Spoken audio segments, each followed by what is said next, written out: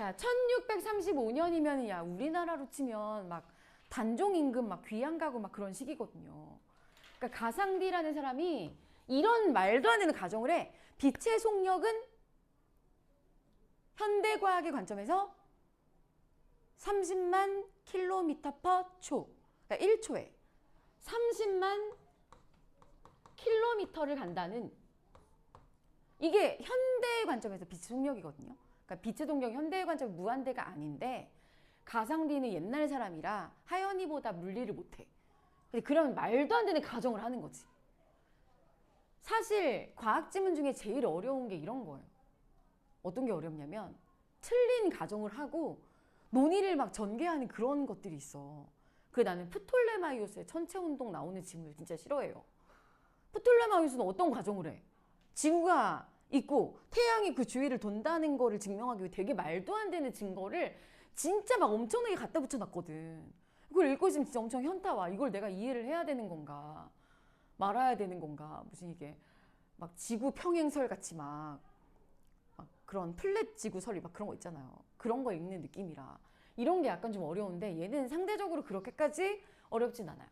자, 빛의 동력이 무한대라는 가정하에 멀리서 쏜 대포의 불빛과 소리가 도달하는 시간의 차를 재는 거예요. 그러니까 얘는 지금 빛의 동력이 엄청나게 빨라서 무한대다라고 치니까, 그런 가정하에 불빛은요, 대포를 쏘면 그냥 동시 도착인 거야. 이 가정에서는 빛은 그냥 무한대니까 동시 도착. 그런 다음에 한 2초 후에 소리가 들려. 아, 그러면 소리는 그 거리를 2초 정도 걸려서 지나오는구나. 이렇게 음속을 측정했다. 이해되시죠? 자, 그는 가상디인데 대포에서 관측자까지의 거리를 대포의 불빛을 본 다음에, 동시라고 보는 거죠.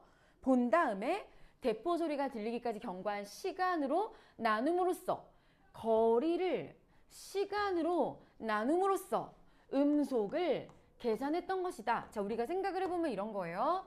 자, 이 사람이, 가상디가 대포를 빵 쏴요. 그러면 빛이 도달하는 거는 동시도착이라고 보니까 빛이 오고 난 다음에 소리가 한 2초 후에 도착을 한 거야. 얘는 동시라는 가정이니까. 근데 여기까지 거리가 막 200km야. 그러면 거리를 대포의 불빛을 본 후에 경과한 시간으로 나눔으로써, 그럼 얘가 분 자가 되고 얘가 분 뭐가 되고, 얘들아 여기 있는 이 숫자는 내가 그냥 지어낸 거야. 얘가 실험을 그렇게 했다는 게 아니라 음속을 계산했다. 뭔지 이해되시죠? 이거분의 이거 이렇게 해가지고, 자, 그가 측정 결과로부터 얻은 측정값은 실제 값보다 컸다. 그렇죠. 얘를 계산을 안 한 거니까, 빛의 속도를 계산을 안 한 거니까. 자, 이후 메르세는 더 가까운 측정값을 내놓았지만 여전히 오차는 컸다. 1738년에 파리 과학 아카데미는 영도시로 환산했을 때 실제 값에 가까운 값을 얻었고, 이때까지 음속 측정은 온도, 습도, 기압, 바람의 방향이 음속에 미치는 효과를 엄밀하게 고려하지 않았다. 우리는 지금 제목을 소개받은 건데, 이때까지 언제까지? 1738년까지 이걸 안 했다. 그럼 이제부터는 뭐가 나올까요? 이걸 하는 게 나오겠죠. 그럼 여기가 제목이야. 온도, 습도, 기압, 바람의 방향이 음속에 미치는 효과를 고려한 얘기가 진행이 될 것 같아요. 그러면 여러분, 우리가 글을 다 읽고 났을 때는 머릿속에 뭐가 있어야 돼? 온도가, 습도가, 기압이, 바람의 방향이 음속에 어떤 영향을 미치냐를 내가 답을 할 수 있어야 이 글을 잘 읽은 겁니다. 그쵸? 제목의 기능이 그런 거 아니에요? 자, 18세기 초부터 연구자들은 음속에 영향을 미치는 여러 요인을 고려하기 시작했는데, 때로는 잘못 생각한 것들도 있다. 자, 더햄이라는 영국인이, 순풍이 뭔가요? 같은 방향의 바람. 얘는 같은 방향의 바람이 음속을 빠르게 하고 역풍이 음속을 늦춘다고 제대로 판단했지만, 비와 안개가 음속을 늦춘다는 잘못된 판단을 했다. 그럼 얘는 아니야. 비와 안개가 음속을 늦추는 건 아닌 거죠. 또한 그는 측정도 해보지 않고 더운 여름이나 추운 겨울에 음속이 같다는 잘못된 판단을 내렸고, 이런 생각은 볼로냐의 의학 교수인 비앙코니에 의해 기온이 상승하면 음속이 빨라진다는 제대로 된 생각으로 대체되었다. 그럼 여기서 우리는 뭘 알아야 돼요? 순풍, 같은 방향의 바람은 음속을 빠르게 한다. 기온의 상승은 음속을 빠르게 한다. 이런 요소들을 찾아냈고, 자, 18세기 초에 뉴턴은 음속을 이론적으로 추정했으나 그 값은 받아들여지던 측정값과 차이가 있었고, 이후 연구자들은 그 차이를 해명하기 위해서, 그래서 내가 1번을 틀렸는데 여러분 다 맞췄어요? 나 이제 1번 너무 채점도 안 했어. 너무 당연하게 3번인 것 같아서. 그치? 그래, 너네도 그래서 틀렸지? 와, 나 1번 틀리고 너무 현타 와가지고 내가 국어를 가르치는 게 맞나 막 이런 생각이 막 들고, 알고 봤더니 이거를 해명하기 위해서, 이 격차를 줄이기 위해서가 해명하기 위해서, 요거 때문에 틀렸어요. 이런 사소한 것들 좀 놓치면 안 되는데. 그래서 얘가 답이 왜 4번인지 알고도 한참 생각했어.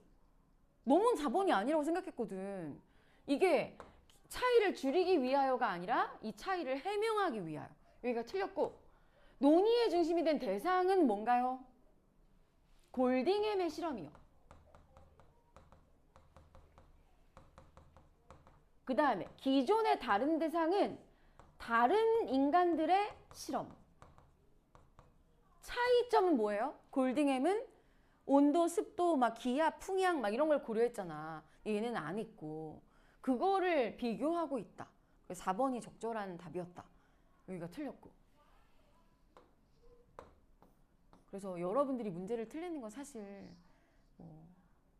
그럴 수도 있는 거예요. 이런 사람도 틀리는데. 난 채점도 안 했어요. 1번 당연히 맞다고 생각해가지고. 충격. 자, 뉴턴은 뉴턴은 이론적으로 추정했는데 측정값과 달라가지고 이후 연구자들이 차이를 해명하기 위해 다양한 대기 조건에서 음속의 측정값을 구할 필요가 있었다. 인도에 파견된 영국의 천문학자인 골딩햄은 왜 인도에 파견돼요? 식민지잖아. 그래서 영국이 막 해가 지지 않는 나라 막 이런 말을 들었죠? 근데 올해 초에 내가 들은 소식은 인도의 GDP가 영국의 GDP를 이겼어요. 너무 충격이지? 아니, 우리가 생각하는 영국은 막 되게 유학 가고 싶은, 어학연수 가고 싶은 나라 1위 아니에요? 요즘 영국 엄청 가난하대. 인도보다 더 가난해. 그래서 인도 사람들이 약간 속이 시원할 것 같다. 근데 지금 대한민국은 발리고 있어요, 일본한테. 우리가 약간 지금 K-팝, K-문화의 그 국뽕에 막 취해서 막 이러고 있을 동안 일본은 버블 경제 이후에 최고점을 찍고 우리나라 완전 경제적으로 발렸어. 지금 되게 비참한 상황이에요. 3.1절이 지난 얼마 되지 않았는데 요즘 분발하셔야 돼요. 여러분들이 희망이야 지금. 빨리 언젠가 일본의 GDP를 뒤집는 날이 올까요? 우리가 여행만 안 가면 진짜 일본 해놓은 게 많아가지고 그치, 맞아요. 그런 것도 있지만 창준이가 어른이 되어서 일본을 좀 이겨주지 않을까. 자, 이 인도에 파견된 골딩햄이 1820년부터 이듬해면은 1821년까지 음속을 측정했고 날씨 대기 상태를 기록했고, 그렇게 오랜 기간 동안 다양한 조건에서 음속을 측정한 사례가 없었고, 골딩햄의 음속 측정은 돈도 되게 많이 들이고 인력도 많이 들이고 장기간 수행된 거대 과학 프로젝트였지만, 그럼에도 마음대로 대기 조건을 조절할 수는 없잖아요. 나 맑은 날 실험하고 싶어. 날씨 맑게 해줘. 막 이런 건 안 되잖아. 아무리 돈을 들여도. 그래서 어떻게 해결했어? 그냥 기다렸죠. 자연적으로 바뀌는 것을 이용했다. 그래서 시간이 오래 걸렸어. 즉 다양한 대기 샘플을 얻기 위해 골딩햄은 4계절에 걸쳐서 날마다 달라지는 대기 조건에서 측정. 또한 그는 음속에 미치는 풍량의 효과를 검증하기 위하여가 목적이고, 두 가지 다른 소리 전달 경로를 확보해요. 하나는 세인트 토마스 산에서 마드라스 천문대까지의 경로였고, 다른 하나는 세인트 조지 요새에서 마드라스 천문대까지 경로였다. 두 음원은 1번, 2번은 관측점을 사이에 두고 면. 관측점은 어딜까요? 당연히 마드라스 천문대죠. 마드라스 천문대를 사이에 두고 거의 반대 방향으로 떨어져 있었으나 일직선상에 있지 않았고 전자, 산에서 천문대까지의 경로는 후자, 요새에서 천문대까지 보다 2배의 거리에 있었다. 거의 2배의 거리. 이러한 신중한 경로 선정은 경로에 따라 음속에 대한 풍향 효과를 차별화할 수 있게 해주었다. 이거 문제 약간 이상한 것 같아요. 4번 문제. 이거 뭔가 사례라고 되어 있는데 그냥 내용일치 문제처럼 풀어야 풀려요. 그쵸? 약간 사례가 아니라 그냥 거의 반대 방향 이렇게 내용일치 문제처럼 풀어야 풀리는 이상한 문제였어요. 그 다음에 음속을 정확하게 측정하기 위한 선행 작업은 이라고 하니까 여기가 음속을 정확하게 측정하기 위한 가장 먼저 한 작업이니까 과정이야. 과정. 첫 번째 과정은 빛과 소리의 전달 시간에 차이를 가져올 정도로 충분히 멀리 떨어진 음원은 1번 산, 2번 요새랑 관측점, 천문대 사이에 거리를 정확하게 측정하는 것이었다. 얘가 1번 과정이에요. 거리 측정. 당시 영국은 광범위한 삼각 측량을 수행했는데 인도에서도 램부턴 대령에 의해 인도 삼각 측량 대사업 골딩햄은 그거를 그대로 받아들이지 않고 자신이 직접 음원과 관측점 사이의 거리를 측정해서 비교했다. 먼 거리는 어디예요? 먼 거리는 산이랑 천문대. 12번. 가까운 거리는 어디예요? 요새랑 천문대. 6번 측정해서 각각 29,547피트는 그럼 무슨 거리야? 산이랑 천문대. 13,932피트는 어디야? 요새랑 천문대. 그래서 2배 정도 차이가 났다.